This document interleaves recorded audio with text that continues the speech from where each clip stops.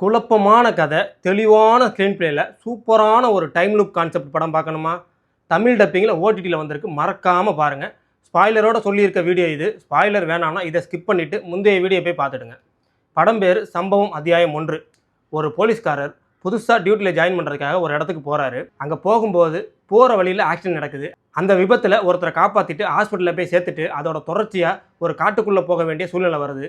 அந்த காட்டுக்குள்ளே போனால் இது வரைக்கும் அந்த காட்டுக்குள்ளே போனவங்க யாருமே வெளியே வந்ததில்லை அப்படிங்கிறது போனதுக்கப்புறம் தான் தெரிய வருது. அதுபோக அந்த காட்டுக்குள்ளே போகிறதுக்கு காரணமாக இருக்கிற வாக்கி டாக்கி மூலமாக கான்டாக்ட் பண்ணுற ஒரு ஆள் வேற ஒரு டைம் பீரியடை சேர்ந்தவர். அது எப்படி? உள்ளே போய் சிக்கிக்கிட்டவங்க பூரா டைம் லூப்புக்குள்ளே போய் மாட்டிக்கிறாங்க. கிட்டத்தட்ட ஒரு சுருளுக்குள்ளே போய் சிக்கிக்கிறாங்க. அது எப்படி? இப்போ இந்த ஹீரோ வெளியே வந்தாரா இல்லையா? இத்தனை கேள்விகளுக்கான பதில் தான் படத்தோட கதை. சமீபத்தில் ஒரு காமெடி வீடியோ ட்ரெண்ட் ஆச்சு இல்லை? போதைப் பொருள் பயன்படுத்திக்கிட்டு ஒருத்தர் இன்னொருத்தக்கிட்ட பேசிகிட்டு இருக்க மாதிரி, அவன் இன்னொருத்தக்கிட்ட பேசிகிட்டு இருக்க மாதிரி, அப்புறம் அவன் இன்னொருத்தங்கிட்ட பேசிகிட்டு இருக்க மாதிரி. அதாவது அங்கே யாருமே இல்லாமல் ஆனால் அவங்க எல்லாமே அவங்களோட போதையில் உச்சம் ப்ளஸ் கற்பனை அப்படின்னு வந்துச்சு இல்லை? இந்த படம் பார்க்குறப்ப அந்த காமெடி தான் ஞாபகத்துக்கு வந்துச்சு.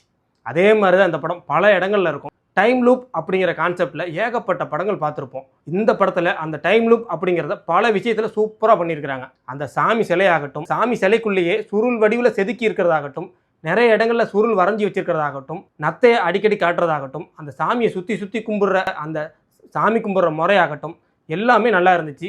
டைம் கண்ட்ரோல் அப்படிங்கிற அந்த ரிவீல் வந்து செம்மையாக இருந்துச்சு. ஒரு சொட்டு ரத்தம் கீழே பட்டால் திரும்ப டைம் லூப் ஸ்டார்ட் ஆகிடும் அப்படிங்கிறத பல இடத்துல பல வாட்டி நம்மக்கிட்ட காட்டிக்கிட்டே இருந்தாங்க. கிட்டத்தட்ட வேலைன்னு வந்துட்ட வெள்ளைக்காரன் படத்தில் வர்ற காமெடி மாதிரி தான். அன்னைக்கு காலையில் 6 மணி இருக்கும்னு ஒவ்வொரு இடத்துல இருந்தோம். ஆனால் ஒவ்வொரு முறை வரும்போதும் வேறு வேறு சீனு, வேறு வேறு டைம்லேன்னு வேறு வேறு ஆளுங்க கிட்டே இருந்துட்டு சீனை பிரித்து நம்மக்கிட்ட வெரைட்டியாக காமிச்சிக்கிட்டே இருப்பாங்க. ப்ரில்லியண்ட்டான ரைட்டிங்.